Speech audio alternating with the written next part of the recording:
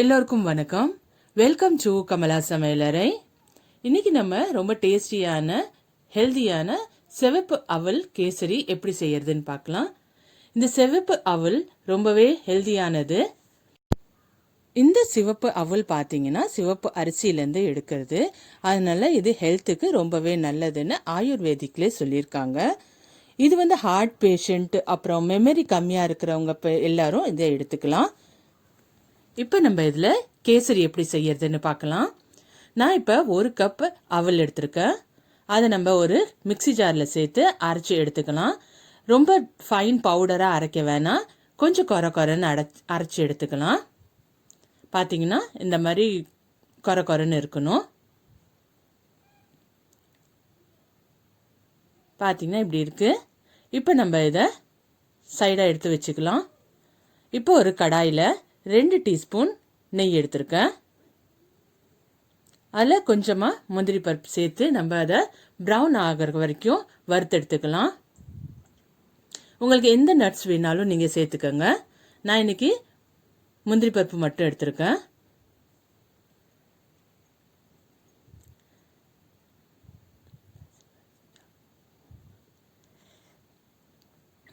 இதே கடாயில் நம்ம அரைச்சி வச்சிருந்தா அவளை சேர்த்துக்கலாம்.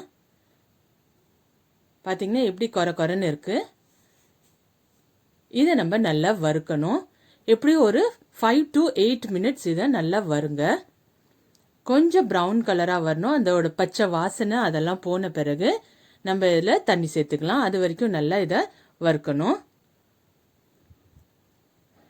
இந்த சிகப்பு அவல் ரொம்பவே நல்லது. குழந்தைங்களுக்கு வீக்லி ஒன்ஸ் நீங்கள் இதை கொடுத்தீங்கன்னா அவங்களுக்கு வெயிட்லாம் கெயின் ஆகும். இப்போ நம்ம 1 கப் அவலுக்கு 2 கப் தண்ணி எடுத்துக்கலாம். தண்ணி சேர்த்துட்டு நம்ம இதை நல்லா மிக்ஸ் பண்ணி விடுங்க. இது நல்லா கொதிக்கட்டும், நல்லா வெந்து வரணும். இந்த சிவப்பு அவலில் பொட்டாசியம் கண்டென்ட் நிறையா இருக்கிறதுனால பிளட் ப்ரெஷர் இருக்கிறவங்களுக்குலாம் ரொம்பவே நல்லது. சிவப்பு அவலில் கேசரி தான் செய்யணும்னு இல்லை, உப்மா செய்யலாம், புட்டு செய்யலாம். இந்த மாதிரி நிறைய டிஷ்ஷஸ் செஞ்சு நீங்கள் எடுத்துக்கலாம். இப்போ நல்லா தண்ணி வத்துற அளவுக்கு நல்லா கிண்டி விட்டுட்டே இருங்க.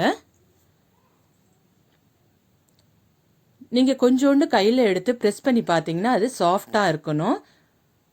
இல்லைன்னா இன்னும் கொஞ்சம் தண்ணி சேர்த்து மூடி வச்சு வேக விடுங்க.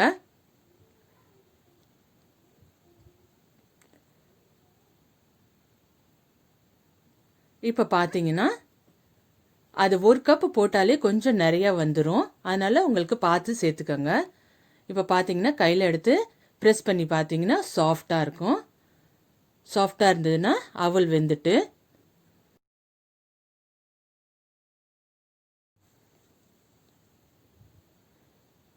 இப்போ நம்ம இதில் தேவையான அளவு சர்க்கரை சேர்த்துக்கலாம். நான் இப்போ 1 கப் அளவு சர்க்கரை சேர்த்துக்கிறேன். உங்களுக்கு வேணுங்கிற அளவு சேர்த்துக்கோங்க. இது கரெக்டாக இருக்கும். இதில் ஒரு 1/4 ஸ்பூன் ஏலக்காய் தூளும் 1 பிஞ்ச் உப்பும் சேர்த்துக்கிறேன். சேர்த்துட்டு நல்லா கிளறி விடுங்க.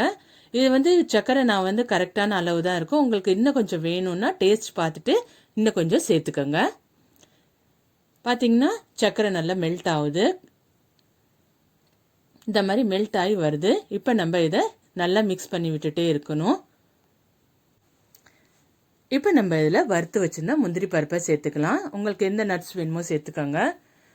சேர்த்துட்டு நல்லா கலந்து விட்டுட்டே இருங்க. இப்போ இதில் தண்ணியெல்லாம் வத்துற வரைக்கும் நம்ம இதை மிக்ஸ் பண்ணி விட்டுட்டே இருக்கலாம்.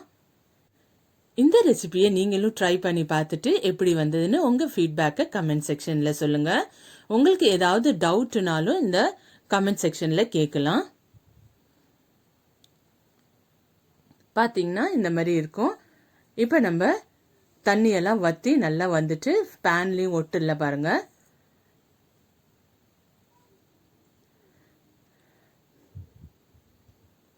பார்த்தீங்கன்னா எப்படி வந்திருக்கு பாருங்கள். நல்ல ஷைனிங்காக நல்லா அழகாக இருக்குது. பார்க்குறதுக்கே நல்ல அழகாக இருக்குது. டேஸ்ட்டும் அதே மாதிரி யம்மியாக இருக்கும். அவ்வளோதான், நம்மளோட சிவப்பு அவல் கேசரி ரெடி ஆயிட்டு. ரொம்பவே ஹெல்தியானது, குழந்தைங்களுக்குலாம் கொடுத்தீங்கன்னா ரொம்ப நல்லாயிருக்கும். இப்போ இறக்கும் போது நம்ம 1 ஸ்பூன் நெய் சேர்த்துக்கலாம். நல்லா மிக்ஸ் பண்ணி விட்டுட்டு நம்ம ஸ்டவ் ஆஃப் பண்ணிக்கலாம். இந்த சிவப்பு அவல் நம்மளுக்கு சிவப்பு அரிசியிலேருந்து எடுக்கிறது, அதனால ரொம்பவே ஹெல்தியானது.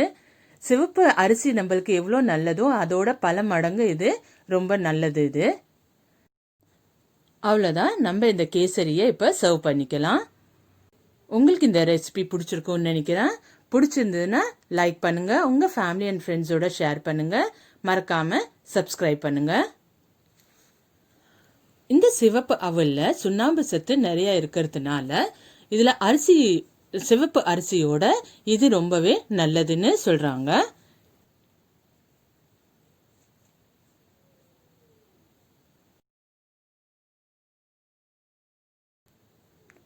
நீங்கள் இன்னும் என் சேனலை சப்ஸ்கிரைப் பண்ணலைன்னா சப்ஸ்கிரைப் பண்ணிக்கோங்க. பக்கத்தில் இருக்க பெல் ஐக்கனையும் கிளிக் பண்ணிக்கோங்க. அப்போ தான் நான் போடுற புது வீடியோஸோட நோட்டிஃபிகேஷன் உங்களுக்கு கிடச்சிட்டே இருக்கும். தேங்க்ஸ் ஃபார் வாட்சிங்.